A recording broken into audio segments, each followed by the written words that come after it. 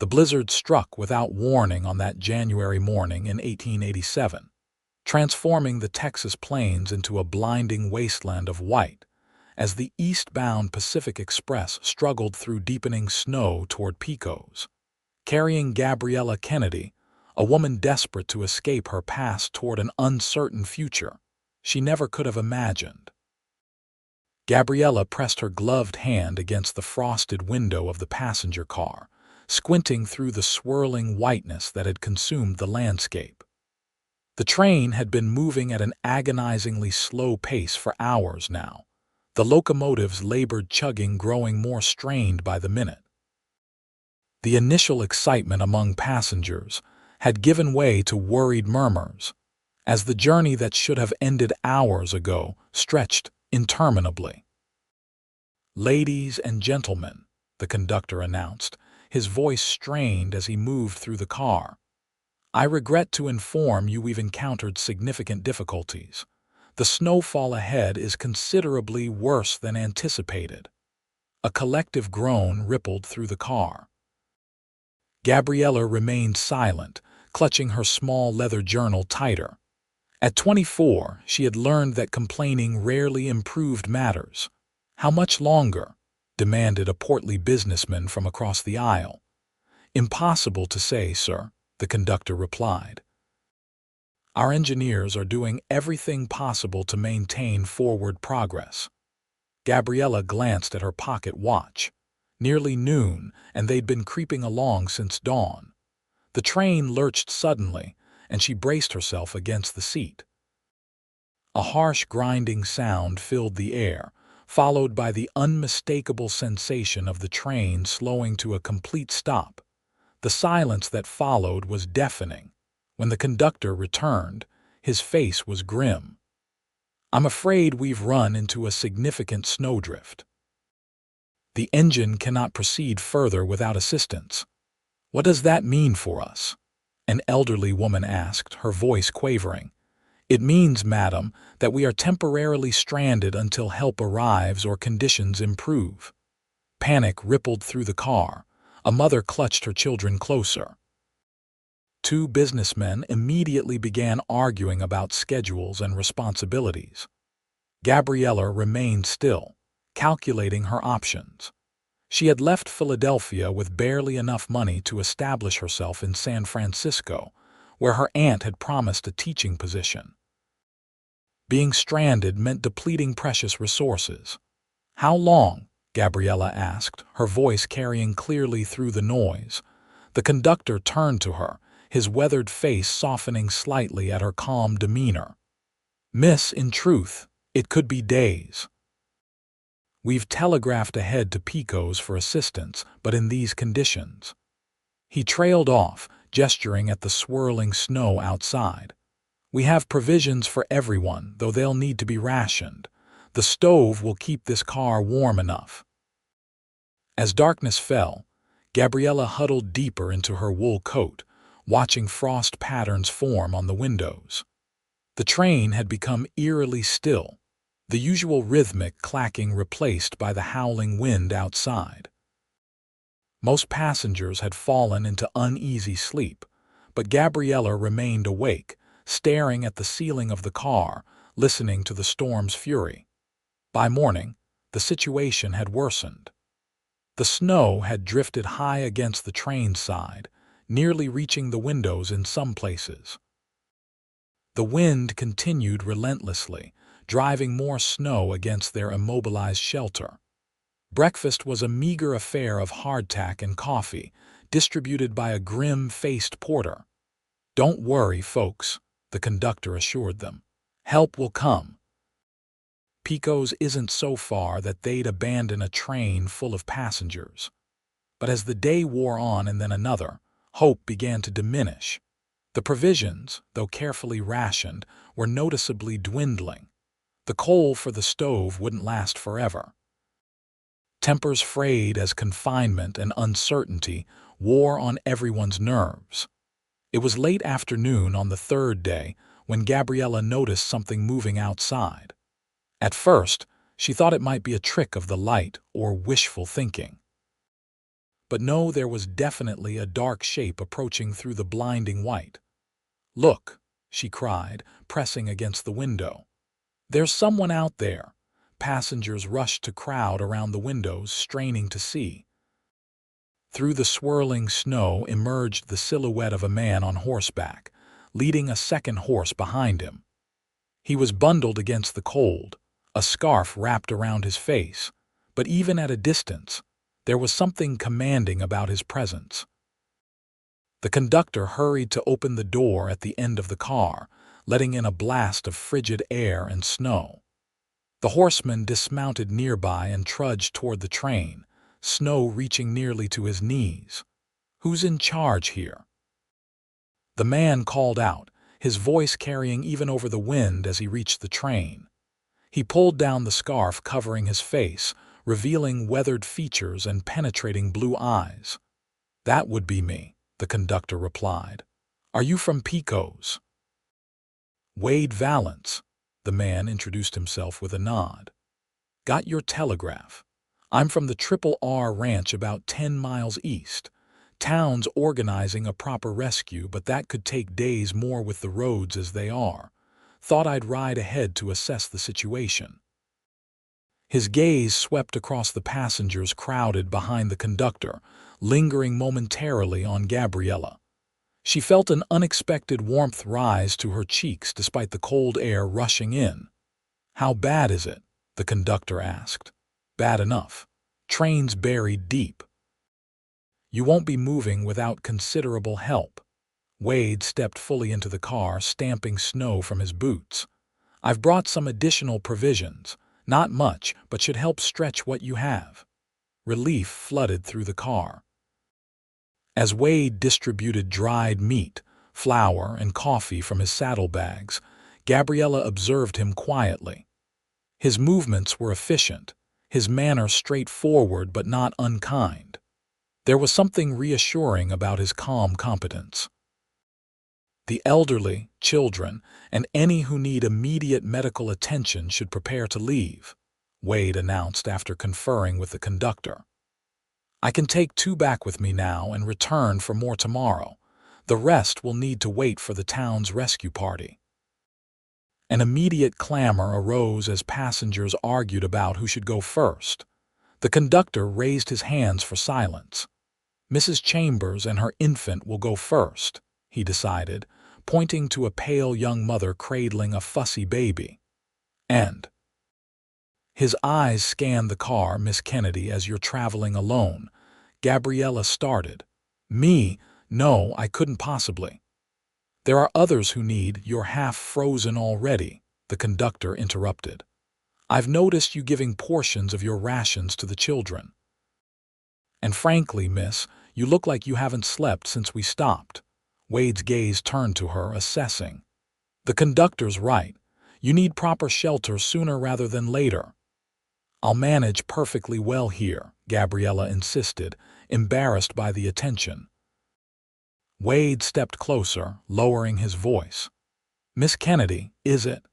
I don't mean to be forward, but this situation is likely to get worse before it improves. The temperature's dropping. I can get you safely to shelter, or you can remain here and risk what's coming." "Your choice, but I recommend the former." His directness was surprising but not unpleasant. Gabriella hesitated, then reluctantly nodded. "Very well." Wade helped Mrs. Chambers and her baby bundle up for the journey, then turned to assist Gabriella. "Only essential belongings," he instructed. "1 small bag. The rest will come with the larger rescue party." Gabriella quickly gathered her most precious possessions, her journal, a small photograph of her parents, a change of clothes, and what little money she had into a small carpet bag. When she returned, Wade was waiting, his expression unreadable. "I'll get you out of here," he said simply, and something in his tone made her believe him completely. Preparing to face the blizzard was no small task. Wade provided both women with additional layers, scarves, an extra coat for Gabriella, thick mittens. For Mrs. Chambers' baby, he fashioned an ingenious sling that would keep the infant secure against its mother's body and protected from the wind. "The journey won't be pleasant," Wade warned as he helped Gabriella into a pair of men's boots he'd brought far better for the snow than her city shoes. "Stay close, do exactly as I say, and we'll make it through fine." Stepping outside the relative warmth of the train car was like plunging into ice water. The cold struck with physical force, stealing Gabriella's breath despite the layers. The wind howled across the plains, driving snow and ice like tiny daggers against any exposed skin. Wade helped Mrs. Chambers mount the second horse, ensuring she and the baby were secure before turning to Gabriella. "You'll ride with me," he said, voice raised against the wind. "Hold tight and lean when I lean." Before she could respond, his strong hands were at her waist, lifting her onto his horse. He swung up behind her in one fluid motion, his arms coming around her to take the reins. The unexpected intimacy of their position, his chest warm against her back, his breath a soft puff against her hair, momentarily distracted Gabriella from the cold. "Ready," he called to Mrs. Chambers, who nodded determinedly, her baby tucked safely inside her coat. They set off into the white void, Wade leading them with unerring confidence despite the near-zero visibility. How he navigated through the featureless landscape was a mystery to Gabriella, who could barely distinguish up from down in the swirling snow. The journey seemed endless. Gabriella lost all sense of time, focusing only on remaining upright and fighting the numbing cold that seeped through even the layers Wade had provided. Occasionally, his voice would rumble close to her ear, offering brief encouragement or checking that she was still alert. "Not much further now," he assured her after what felt like hours. "See those lights ahead?" Gabriella squinted into the whiteness and saw, with immense relief, the faint glow of windows through the storm. As they drew closer, she made out the shape of a substantial ranch house, smoke billowing from its chimney. They reached a barn first, where Wade quickly dismounted and helped both women down. Mrs. Chambers was shivering uncontrollably, her baby wailing weakly inside her coat. "Get inside the house," Wade directed after securing the horses. "Follow that path directly to the back door. Sarah will be waiting." The warmth that greeted them inside the kitchen was so intense it was almost painful on Gabriella's frozen skin. A slender, gray-haired woman, Sarah, presumably rushed to help them, exclaiming in dismay at their condition. "Poor dears. Come by the fire immediately." Wade's been beside himself about that stranded train. Rode out the minute the telegraph came through, though Mr. Fitzgerald said it was madness in this weather. She helped Mrs. Chambers unwrap her baby, checking the infant with experienced hands while clucking sympathetically. "This little one needs warmth and milk right away. And you ladies need hot food and dry clothes." Wade entered as they were settling by the roaring fireplace in the main room, stamping snow from his boots and shedding his outer layers. "Sarah, these are Mrs. Chambers and Miss Kennedy from the train," he said. "Ladies, Sarah Fitzgerald has kept this household running since I was a boy. Her husband Thomas manages the ranch operations. Pleased to meet you both, though I wish under better circumstances," Sarah said warmly. "I've set up rooms for you upstairs. There's hot water for washing, and I've laid out some clothes that should fit well enough."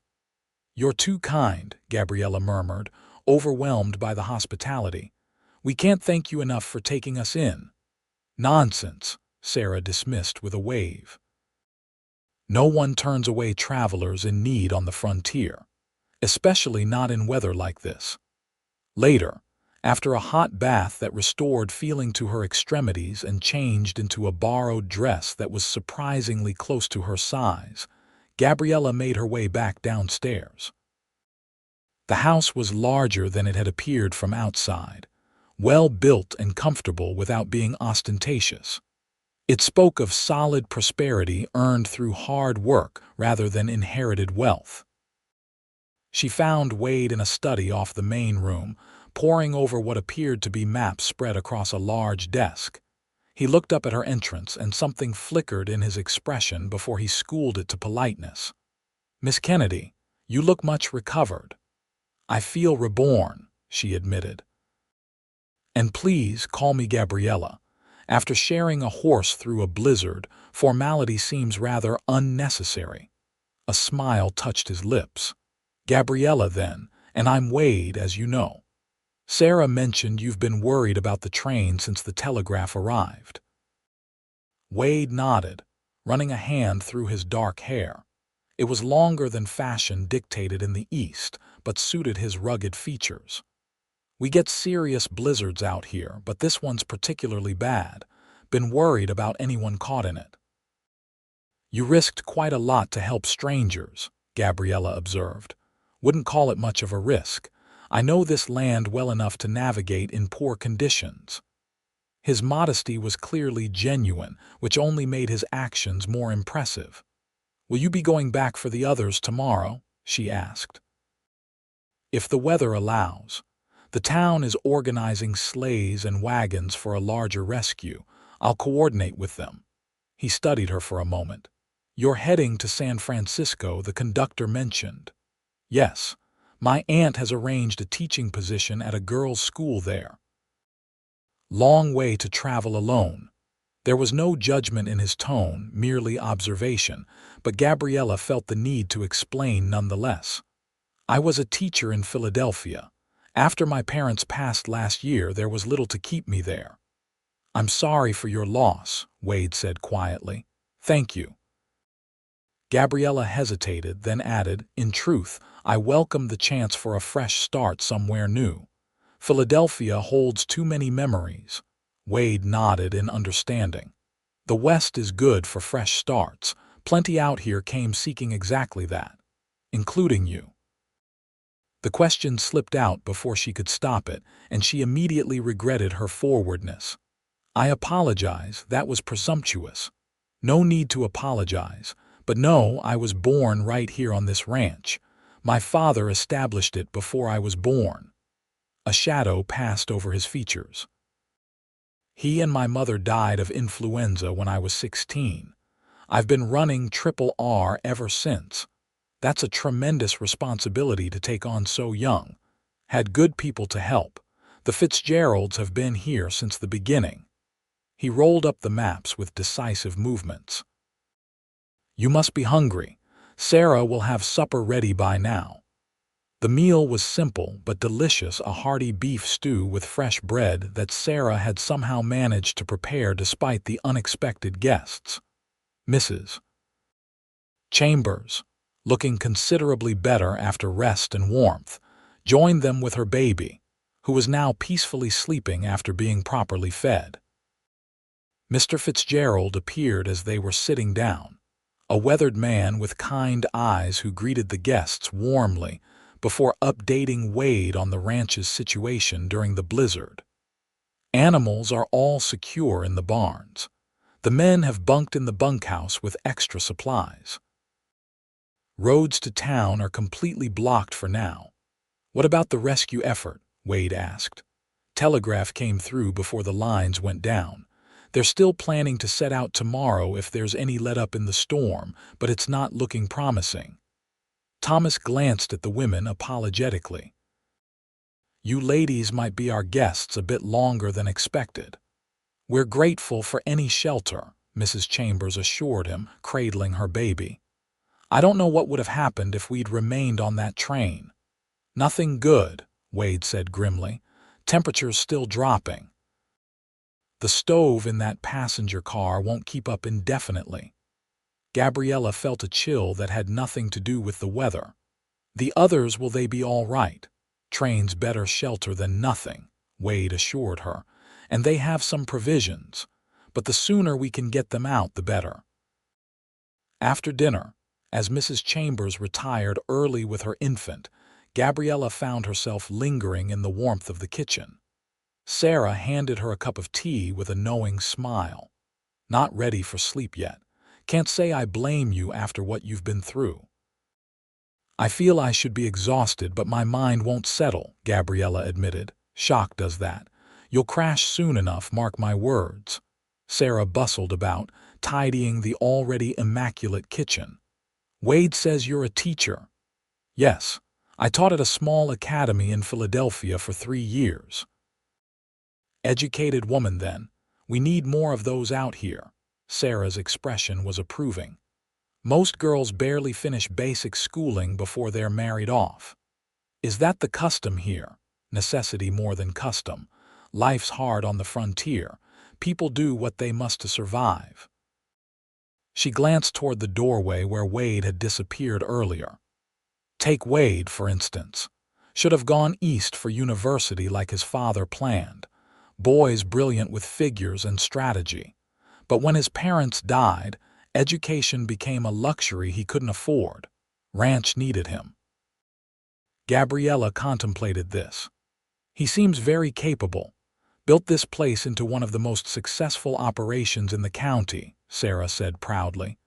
And did it honestly, unlike some. No rustling, no shady water rights disputes, just hard work and smart decisions.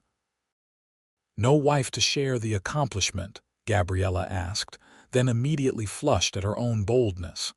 Forgive me, that's terribly inappropriate. Sarah laughed. Honey, out here we don't stand on ceremony like you Easterners. And no wife. Not for lack of interested parties, mind you. Half the eligible women in 3 counties have set their caps for him, but Wade's particular. Says he's too busy for courting. Gabriella found herself inexplicably pleased by this information, then chided herself for the reaction. She was a passing stranger, nothing more. In a few days, she would continue her journey west and likely never see Wade Valance again. The thought was oddly disheartening. Morning brought no relief from the blizzard. If anything, the wind howled with renewed fury, driving snow against the windows with such force it sounded like sand. Gabriella woke to find the world outside transformed into an alien landscape of white drifts and obscured horizons. At breakfast, Wade's expression was grim. No chance of reaching the train today. Telegraph lines are down completely now, so we can't even communicate with town. Those poor people, Mrs. Chambers murmured, thinking of the passengers they'd left behind. They'll manage another day, Wade said, though his tone lacked conviction. We stocked them with additional provisions before leaving. What if the storm doesn't break tomorrow? Gabriella asked the question everyone was avoiding. Wade met her eyes directly. Then we find another way. I won't abandon them out there. The day passed slowly, confined as they were to the house. Gabriella helped Sarah with household tasks, grateful for the distraction of physical work. Mrs. Chambers rested with her baby, still recovering from their ordeal. Wade and Thomas disappeared periodically to check on the livestock and ranch hands, returning each time with more snow clinging to their clothes and grimmer expressions. By evening, cabin fever had set in. After dinner, Thomas produced a fiddle and played a few lively tunes that lifted everyone's spirits. Even Wade's perpetual frown softened as Sarah coaxed him into demonstrating a country dance with her, much to Gabriella's delight. Your turn, Miss Kennedy, Thomas called, switching to a waltz. Oh, I couldn't possibly. Nonsense, Sarah interrupted. Wade's actually quite good despite his reluctance. His mother insisted on proper dancing lessons. Before Gabriella could protest further, Wade was standing before her, hand extended. May I have this dance, Miss Kennedy? Something about his formal request combined with the twinkle in his eye made refusal impossible. She placed her hand in his, feeling an unexpected tingle at the contact. I warn you, I'm sadly out of practice, she said as he led her to the cleared space that served as a dance floor. "Fortunately, I lead well enough for both of us," he replied with surprising humor. And indeed he did. Wade moved with a fluid grace that belied his powerful build, guiding Gabriella through the waltz with confident ease. His hand at her waist was respectful yet secure, his steps measured to accommodate her shorter stride. Gabriella found herself relaxing into the dance, enjoying the simple pleasure of movement and music after days of confinement and tension. "You dance beautifully," she said, looking up at him. My mother would be pleased to hear it. She despaired of ever making me presentable in society. There was fond remembrance in his voice rather than sadness. "Were you very wild as a child?" According to my mother, incorrigible. "Always preferred horses and open spaces to drawing rooms and polite conversation." His smile was transformative, erasing years from his face. "What about you? Were you a model of propriety even as a girl?" "Hardly. I was constantly in trouble for reading when I should have been practicing needlework or piano. My father indulged my intellectual interests, much to my mother's dismay." "He sounds like a wise man." "He was." Gabriella's voice softened with memory. "A professor of literature. He believed women deserved education equal to men's. Progressive views. Yes, not always popular ones." The music slowed, and Gabriella suddenly became acutely aware of their proximity, of the warmth of his hand at her waist, of the surprising intimacy of conversation while dancing. She stepped back as the song ended, feeling strangely breathless. "Thank you for the dance." Wade bowed slightly. "The pleasure was mine." Their eyes held for a moment longer than necessary, and Gabriella felt an unmistakable current pass between them. Confused by her reaction to a man she barely knew, she excused herself shortly after, pleading fatigue in her room. Gabriella stood by the window, watching the endless snow and trying to make sense of her feelings. Wade Valance was undeniably attractive, but her response to him went beyond physical appreciation. There was something compelling about his quiet competence, his sense of responsibility, the glimpses of humor beneath his serious demeanor. It was foolish to entertain such thoughts. In a few days, weather permitting, she would be on her way to San Francisco to the new life she had planned. Wade had his ranch, his responsibilities here. Their worlds were entirely separate, their meeting a mere accident of circumstance. Yet as she finally drifted towards sleep, it was the memory of his hand at her waist and the rare smile that had lightened his features that followed her into dreams. Dawn broke on the fifth day with an eerie silence. Gabriella woke suddenly, disoriented by the absence of the wind's constant howl that had been their companion for days. She hurried to the window and gasped at what she saw. The storm had passed during the night. The world outside was transformed into a glittering wonderland of white, pristine and untouched under a sky of perfect blue. The sun reflected blindingly off the snow, creating an almost otherworldly brightness. Dressing quickly, Gabriella hurried downstairs to find the household already in motion. Wade and Thomas were pulling on heavy coats by the door, their expressions determined. "The storm's passed," she said unnecessarily. Wade nodded. "We're heading out to check the paths to town, see if the rescue party is mobilizing. Thomas will ride toward the train to assess conditions there." "I want to go with you," Gabriella said impulsively. Wade paused in the act of pulling on his gloves. "To the train? That's not advisable, Gabriella. The conditions will still be treacherous. Those people have been stranded for 5 days now. There are children among them." She lifted her chin, meeting his gaze steadily. "I'm stronger than I look, and I can ride. I won't be a hindrance." Wade studied her for a long moment, then nodded slowly. "Very well, but you follow my instructions without question." The snow's deceptive deep drifts can swallow a horse and rider without warning. I understand. Sarah, entering from the kitchen, looked less convinced. Wade Valance, you can't be serious. Taking this city girl back out into that wilderness. Miss Kennedy has made up her mind, Sarah. And we could use an extra pair of hands. Wade's tone brooked no argument. Preparations were swift but thorough. Gabriella was outfitted in men's clothes from Wade's younger days: heavy wool pants, a flannel shirt, and a sheepskin-lined coat that swallowed her smaller frame but would provide essential warmth. They packed provisions, blankets, and medical supplies, uncertain what condition they might find the train passengers in after 5 days. Mrs. Chambers and her baby would remain at the ranch with Sarah. "I'd only slow you down," she said practically, when Gabriella checked on her before departure. "But please, if you could bring back my trunk. It has all the baby's things." "I'll do my best," Gabriella promised. The journey was arduous despite the clear weather. The horses struggled through snow that reached their bellies in places, and progress was painstakingly slow. Wade rode ahead, occasionally dismounting to test the depth of particularly suspicious-looking drifts. Thomas branched off after a few miles to head toward town, leaving Wade and Gabriella to continue toward the stranded train.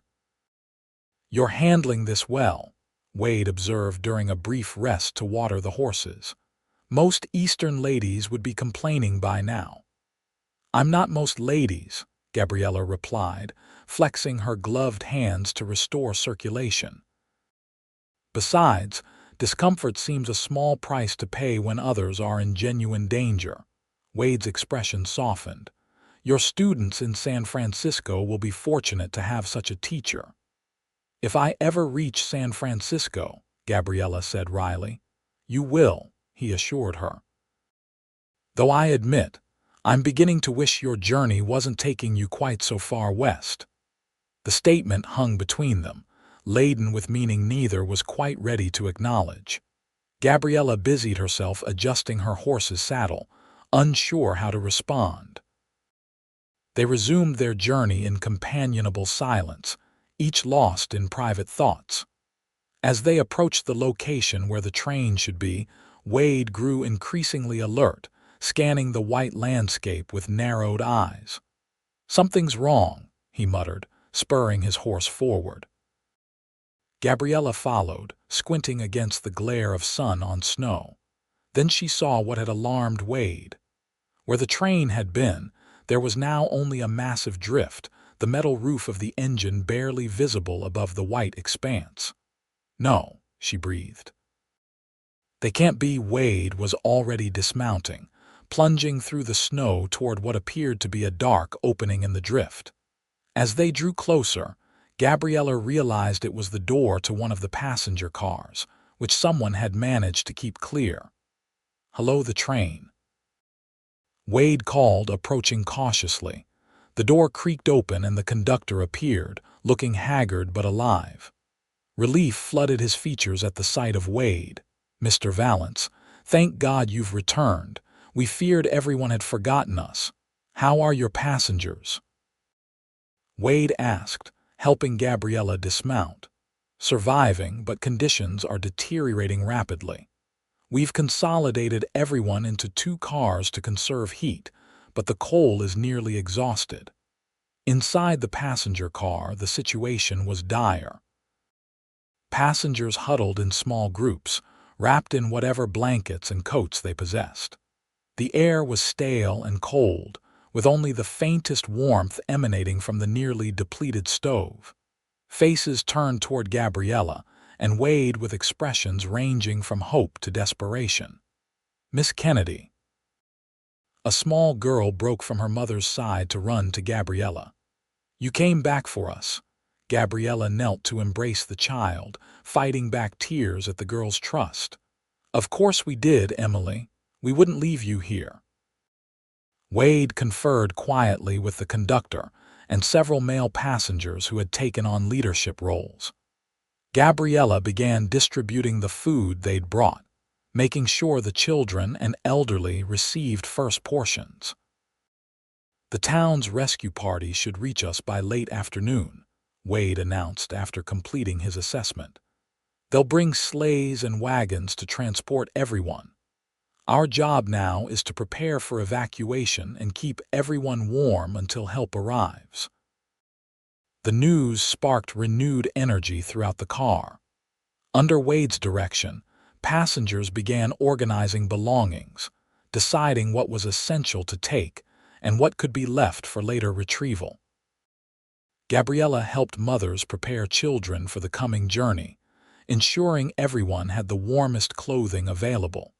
As they worked, Gabriella found herself repeatedly crossing paths with Wade.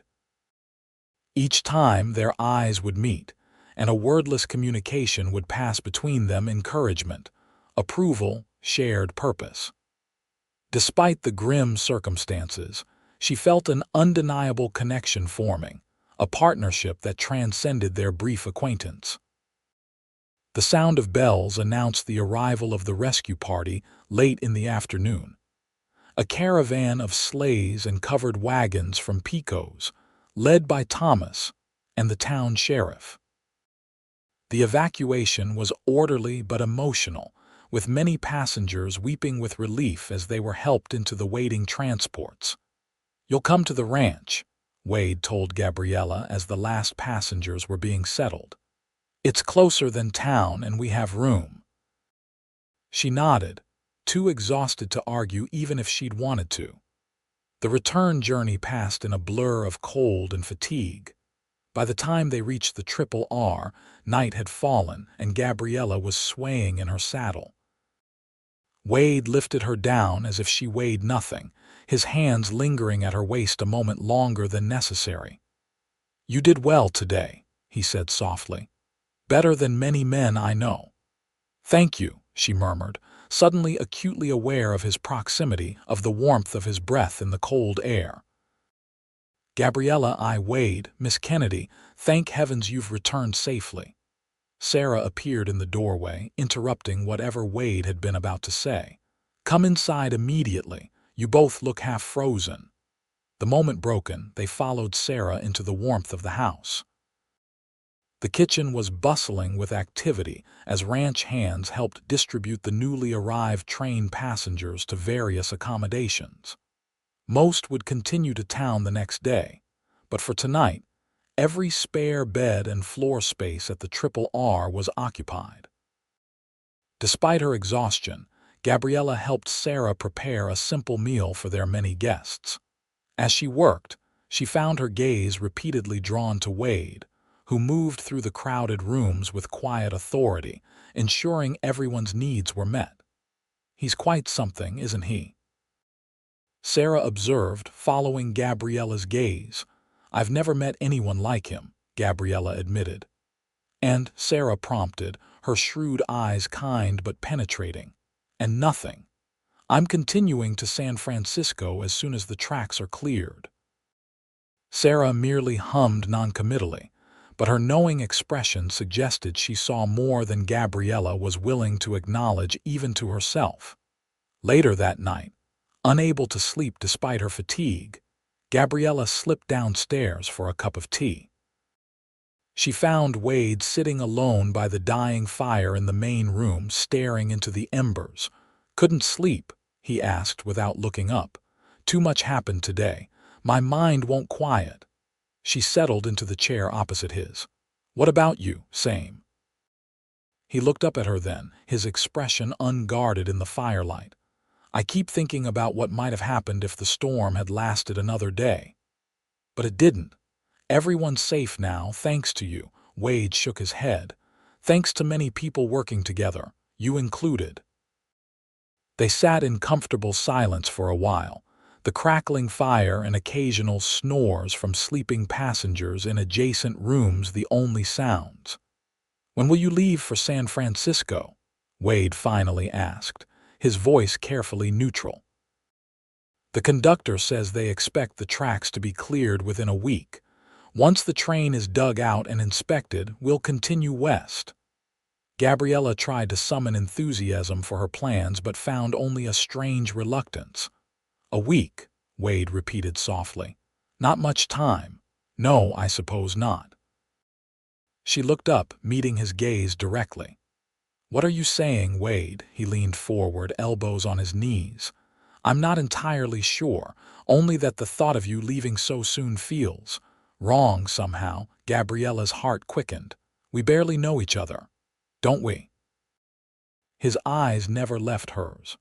"I've seen your courage, your compassion, your strength.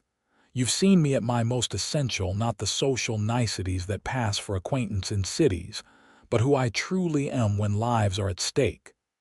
That's circumstances, not circumstances reveal character, Gabriella. They don't create it." He ran a hand through his hair, a gesture she'd come to recognize as indicating deep thought. "I'm not a man given to impulsive decisions or fanciful notions, but something about you, I can't explain it rationally." "I feel it too," she admitted quietly. "But I have commitments. My aunt has gone to considerable trouble to secure my position. People are expecting me." "I understand." Wade's expression was resigned but determined. "I won't ask you to abandon your plans, but I am asking for this week. Let me show you what life here could be. Then make your decision with all the facts before you." Gabriella hesitated, torn between the sensible path she'd planned and the unexpected possibility Wade was offering. "What exactly are you proposing?" "Time. Nothing more, nothing less. No pressure, no expectations. Just the chance for us to truly know one another before you decide your future." His proposition was reasonable, his manner respectful. Yet underneath the simple request, Gabriella sensed the depth of feeling he wasn't yet expressing fully. It both thrilled and terrified her. "All right," she said finally. 1 week." The days that followed took on a dreamlike quality for Gabriella. As the town of Pecos recovered from the blizzard and work began to clear the railway tracks, she found herself immersed in life at the Triple R Ranch. Wade proved true to his word, creating opportunities for them to spend time together without pressure or expectation. He showed her the operations of the ranch, the cattle management, the breeding program for the exceptional horses the Triple R was becoming known for, the careful balance of resources that kept the enterprise profitable even in harsh conditions. "Most ranchers focus solely on cattle," he explained as they rode along a fence line on the third day. "But diversification provides security. A disease might decimate a herd, but it won't affect the horses. A drought might reduce grazing land, but our water rights ensure we can maintain essential crops." "You think like a businessman," Gabriella observed. "My father was a visionary that way. Taught me to see beyond the romantic notions of ranch life to the practical realities of building something lasting."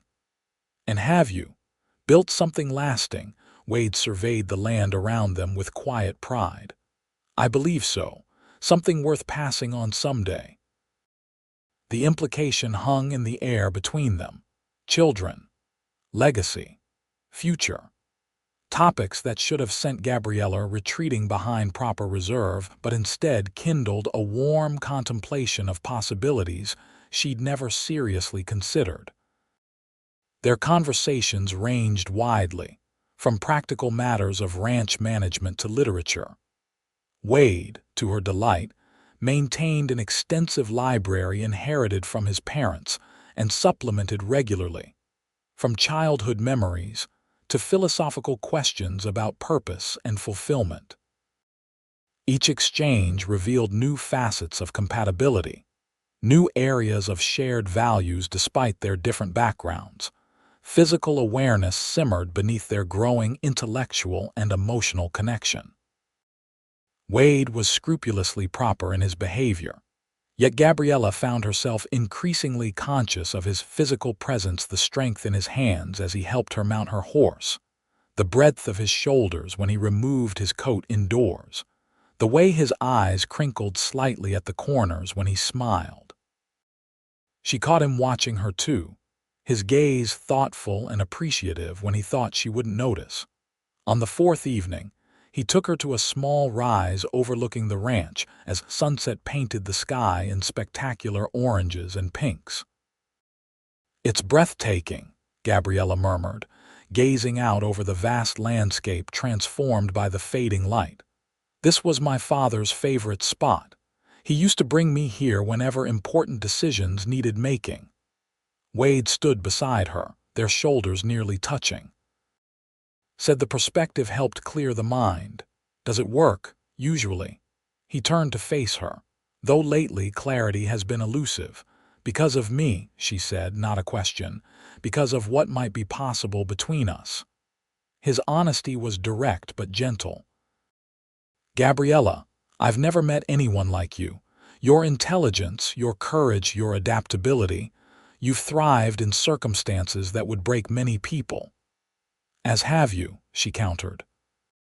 "Taking on an entire ranch as little more than a boy, building it into something remarkable, risking your life to save strangers in a blizzard. Perhaps that's part of the connection. I feel recognition of something familiar in someone unexpected." "I feel it too," she admitted, her voice barely above a whisper. Wade took her gloved hand in his, the contact electric even through layers of wool. "I won't pressure you. Your plans, your commitments in San Francisco, they're important. I respect that. But," she prompted, sensing more. "But I believe what's growing between us deserves consideration. Not rushed, not forced, but not dismissed either." Gabriella looked out over the landscape again, processing his words. The teaching position in San Francisco had been her anchor after losing her parents, the clear path forward when everything else seemed uncertain. But now, impossibly, another option was emerging, one she'd never anticipated but couldn't ignore. "I need time to think," she said finally. "Of course." Wade released her hand gently. "We should head back before dark." The return ride was quiet, each lost in private thoughts.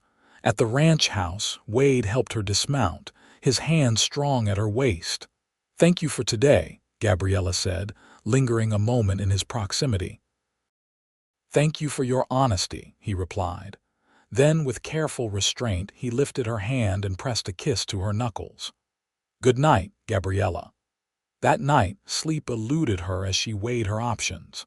San Francisco represented security, independence, a fulfillment of plans carefully made.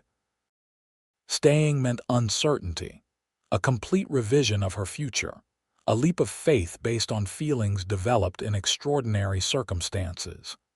Yet when she imagined continuing west, without seeing where this connection with Wade might lead, her heart contracted painfully. Something rare had developed between them, something that deserved exploration. But was it enough to abandon her carefully constructed plans? The next morning brought news that complicated her decision further. The railway foreman arrived with updates on the track clearing progress. "Line should be passable by tomorrow afternoon," he informed them over breakfast. "Train's been inspected and deemed sound. We'll be ready to continue west by the following morning." 2 days. Gabriella had 2 days to decide her future, not the full week she'd expected. The knowledge created a knot of anxiety in her stomach. Wade found her later in his father's library, staring unseeingly at a volume of poetry she'd taken from the shelf. "You heard the news about the train," he said, closing the door softly behind him. "Yes." She returned the book to its place, her movements deliberate. "Sooner than expected, Gabriella." He crossed to stand before her, close but not touching. "I promised not to pressure you, and I meant it, but circumstances are forcing a timeline neither of us anticipated." "I know." She looked up at him, finding both determination and vulnerability in his expression. "Wade, what are you asking of me exactly? To abandon my plans, my independence, on the strength of a connection formed over a few intense days? No. His response was immediate and firm. I'm asking you to consider the possibility that what we've found might be worth exploring further. I'm not proposing marriage to a virtual stranger, though I admit you already feel far from a stranger to me. What then? Stay. Not forever, not irrevocably. Stay for a time, a month perhaps. Get to know this place, this life, what we might build together. If it's not what you want, I'll personally ensure you reach San Francisco safely, with references and introductions to make your transition there smooth. It was a reasonable suggestion, far more measured than the dramatic declarations of eternal love Gabriella had half expected. That pragmatism, that respect for her agency and independence, moved her more than grand romantic gestures would have. Your aunt's position, could it be deferred? Wade asked practically. Or is there a specific start date you must meet? The school term doesn't begin until March. I was traveling early to settle in and prepare. Gabriella's mind raced, considering logistics. I could telegraph my aunt, explain the situation. Would she understand? Aunt Marjorie married for love against her family's wishes. She'd understand completely, Gabriella said with a small smile. In fact, she'd probably insist I stay if she knew the circumstances. Wade's expression lightened with hope. Then it's possible, yes. Gabriella took a deep breath. But Wade, I need to be certain of your intentions. I won't compromise my principles or reputation by staying without clear understanding between us. Of course not. He took her hands in his expression serious. My intentions are honorable, Gabriella. I believe what's developing between us could lead to a partnership of equals, a shared life built on mutual respect and affection. I'm asking for time to explore that possibility properly, not for any improper arrangement. And if we find we're not suited after all, then we part as friends, with no regrets for having given this a genuine chance. His thumbs traced gentle circles on her palms. I only know that letting you leave tomorrow without exploring what might be possible would be a regret I'd carry forever. Gabriella studied his face, searching for any sign of insincerity or manipulation. She found none, only honest emotion and the steady dependability that had drawn her to him from the beginning. Very well, she said finally. I'll telegraph my aunt today. If she approves my delay, I'll stay for 1 month. Then we'll reassess. The joy that transformed Wade's features made her decision feel right, despite its impulsivity. He lifted her hands to his lips, pressing a fervent kiss to her fingers. You won't regret this, Gabriella. I promise you that. I hope not, she replied, her tone light though her heart raced. Now I need to compose that telegraph before I lose my nerve. Aunt Marjorie's response arrived the following day, just hours before the train was scheduled to depart. Delighted by developments, stop, take all time needed, stop position secure. Whenever you arrive, stop, follow heart with my blessing, stop Marjorie. It seems you have your aunt's enthusiastic approval, Wade observed as Gabriella read the message aloud, relief evident in his voice. Aunt Marjorie was always a romantic at heart, Gabriella said, though she couldn't suppress her own smile. This is really happening, isn't it? I'm staying. For a month, Wade clarified, respecting their agreement. No expectations beyond that. But there were expectations. Gabriella acknowledged privately unspoken hopes forming in both their hearts that this experimental month might lead to something permanent. As the train departed the following morning, carrying the last of the stranded passengers westward, Gabriella stood beside Wade, watching it disappear into the distance with mixed emotions. Uncertainty about her decision mingled with exhilaration at the possibilities ahead. Second thoughts. Wade asked quietly. No, she replied truthfully. New thoughts, perhaps, about what happens now. Now, he said, taking her hand, we begin. The weeks that followed were a revelation for Gabriella. Free from the artificial constraints of their initial agreement, she and Wade developed a relationship that deepened organically through shared experiences and conversations. He introduced her to every aspect of ranch life, never coddling her as a delicate Eastern lady, but respecting her intelligence and willingness to learn. Sarah, delighted by Gabriella's decision to stay, became both friend and mentor, teaching her the domestic skills specific to frontier life that even an accomplished Eastern woman might lack: how to manage a household dependent on infrequent supply deliveries, preservation techniques for meat and produce, the medicinal properties of local plants, the particular challenges of cooking on wood stoves in varying weather conditions. "You're a natural," Sarah observed approvingly as Gabriella successfully managed a large dinner for the ranch hands 2 weeks into her stay. "Most city women take months to adjust." "I've always been adaptable," Gabriella replied, though privately she wondered if her quick acclimatization had more to do with motivation than natural ability. The desire to build a life that could include Wade made every challenge worth overcoming. Wade, for his part, continued the careful restraint he'd shown from the beginning, never presuming upon her decision to stay. Their growing closeness was evident to everyone at the ranch, yet he maintained appropriate boundaries, mindful of her reputation and his promise that this was a time for learning, not commitment. That restraint was tested one evening in late February, nearly 3 weeks into Gabriella's stay, when they rode to a small creek that had finally thawed enough to flow freely. The weather had warmed considerably, promising an early spring, and wildflowers were beginning to appear in sheltered spots along the water. "It's beautiful," Gabriella said, dismounting to examine a cluster of tiny blue blossoms. "Everything seems to come alive so suddenly after the winter." "That's the West for you," Wade replied, securing their horses before joining her. "Extremes in all things: brutal winters, glorious springs, scorching summers, magnificent autumns. No moderation," she teased. "Where's the adventure in moderation?" His smile was warm as he helped her to a comfortable seat on a sun-warmed rock beside the creek. "I've been meaning to ask, have you written to your aunt recently?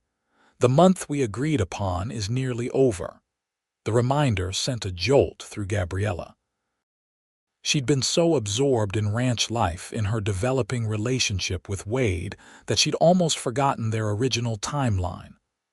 "I wrote last week," she admitted, "telling her I might extend my stay." Wade's expression brightened. "Might, will," Gabriella amended, suddenly certain.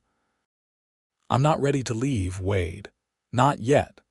He took her hand, his thumb tracing the delicate bones of her wrist. "I can't tell you how glad I am to hear that. But we should discuss what this means," she continued, determined to be practical despite the emotions swirling within her. "Extended stay or not, my position in San Francisco still exists. At some point I need to make a definitive decision." "I know." Wade's expression grew serious. "And I won't pressure you, but Gabriella, I think you know how I feel. These weeks with you have confirmed what I suspected from the beginning, that you're the woman I've been waiting for without realizing I was waiting." "Wade, let me finish, please." His grip on her hand tightened slightly. "I love you, Gabriella. I believe we could build an extraordinary life together, not just as husband and wife in the traditional sense, but as true partners. Your education, your experiences, your perspective, they're assets that would benefit not just me personally, but the ranch, the community. You've already begun teaching the ranch hands children reading and mathematics in the evenings. Imagine what you could do with proper resources, support." "You've thought about this," she said, touched by his vision that incorporated her skills rather than expecting her to abandon them. Extensively. A smile touched his lips. I'm a planner by nature, remember. And what does this plan of yours entail exactly? Wade shifted to face her fully, taking both her hands in his. Marry me, Gabriella. Not immediately, I respect that you need time to be completely certain. But commit to the possibility, to building a future here. Let me court you properly with clear intention. Then, when you're ready, become my wife, my partner in all things. The directness of his proposal took her breath away, though perhaps it shouldn't have. Wade had never been anything but straightforward with her. This isn't a decision to make lightly, she cautioned, though her heart was already racing with joy. I agree completely. That's why I'm not asking for an immediate answer or a hasty wedding. I'm asking for your honest consideration, your willingness to envision the life we might create together. Gabriella looked out over the creek, where new life was emerging all around them. The parallel to her own situation wasn't lost on her, the thawing of old plans, the budding of new possibilities, the flowing of life in unexpected directions. Yes, she said simply, turning back to meet his gaze. Yes to consideration, or yes to everything, Wade. To considering marriage, to being courted with intention, to building a future here. Her voice grew stronger with each word, certainty flooding through her. I love you too. I think I have since you appeared through that blizzard, offering salvation when all seemed lost. The restraint Wade had maintained for weeks finally broke. He pulled her into his arms, his lips finding hers in a kiss that was both tender and passionate, expressing all the emotions they'd held in check during their careful courtship. Gabriella responded with equal fervor, her arms encircling his neck, her body fitting perfectly against his. When they finally broke apart, breathless and a little stunned by the intensity of their connection, Wade pressed his forehead against hers. I never thought a snowstorm would bring me the greatest gift of my life, he murmured. Nor I, she agreed, her fingers tracing the strong line of his jaw. Though I'm grateful the train got stuck when it did. Any earlier or later and we might never have met. I prefer to think we would have found each other somehow, Wade said, his arms still around her waist. Some connections are meant to be, regardless of circumstance. The romantic notion surprised her, coming from such a practical man. Perhaps you're right. But I'm glad we didn't have to leave it to chance. Their return to the ranch that evening was marked by barely contained joy.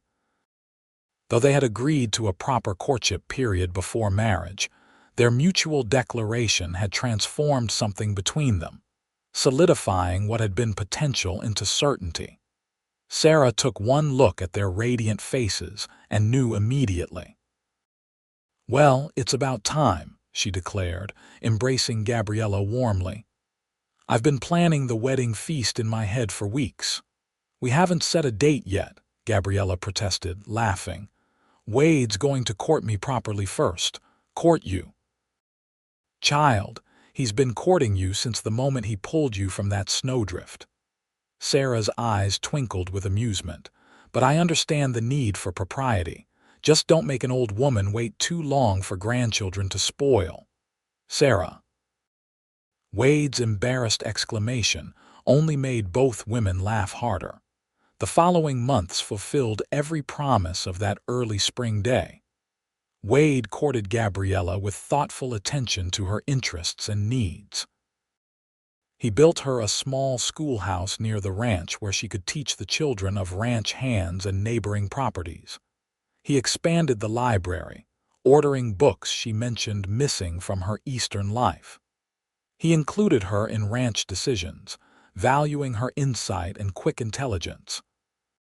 For her part, Gabriella embraced her new life with characteristic determination and adaptability. She wrote to Aunt Marjorie, explaining her decision to remain in Texas permanently.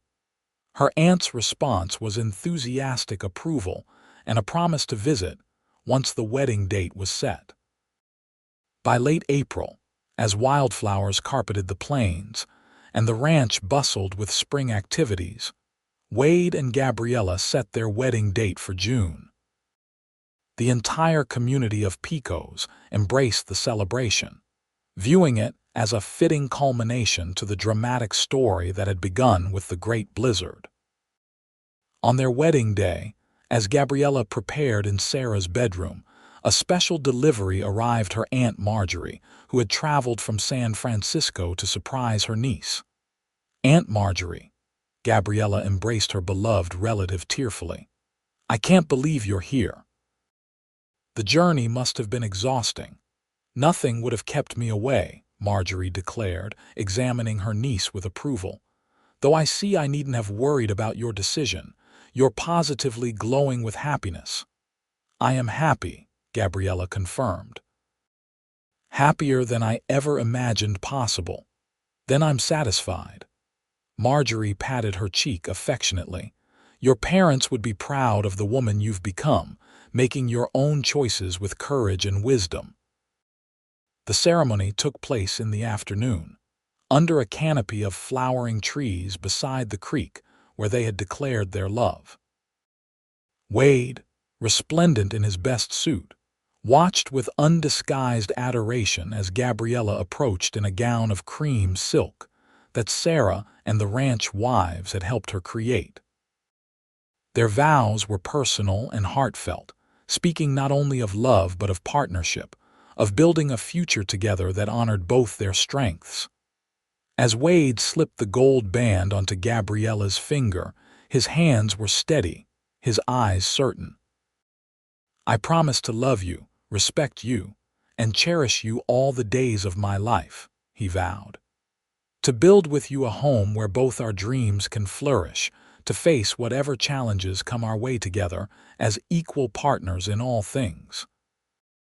I promise to love you, support you, and stand beside you through all life seasons," Gabriella responded, her voice clear and strong.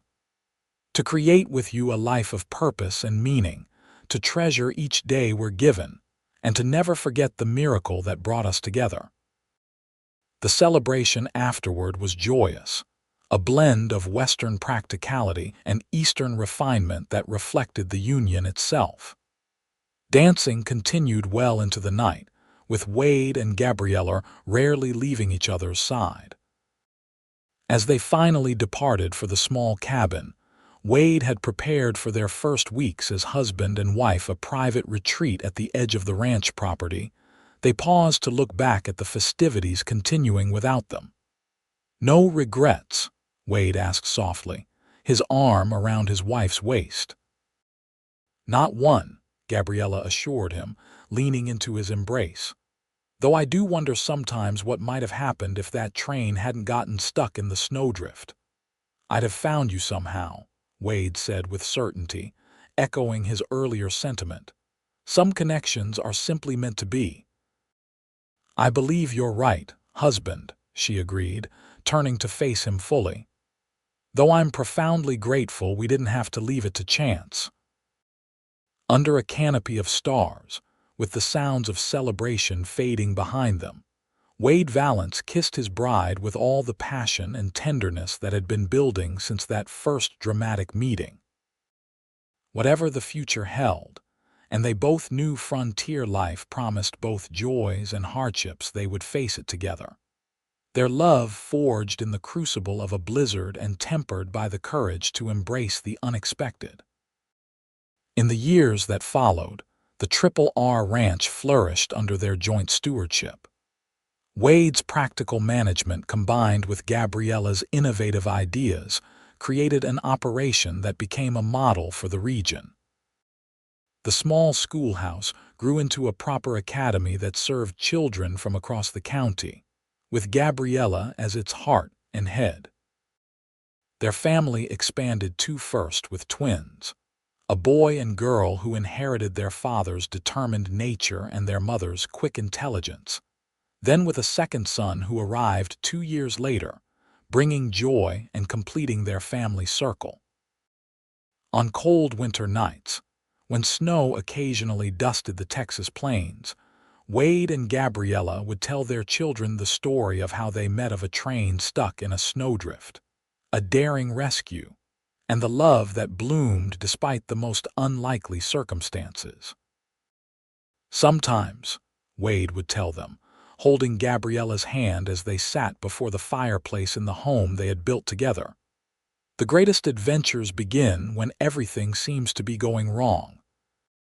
And sometimes, Gabriella would add, her eyes meeting her husband's with enduring love, getting stuck is the first step toward finding exactly where you're meant to be.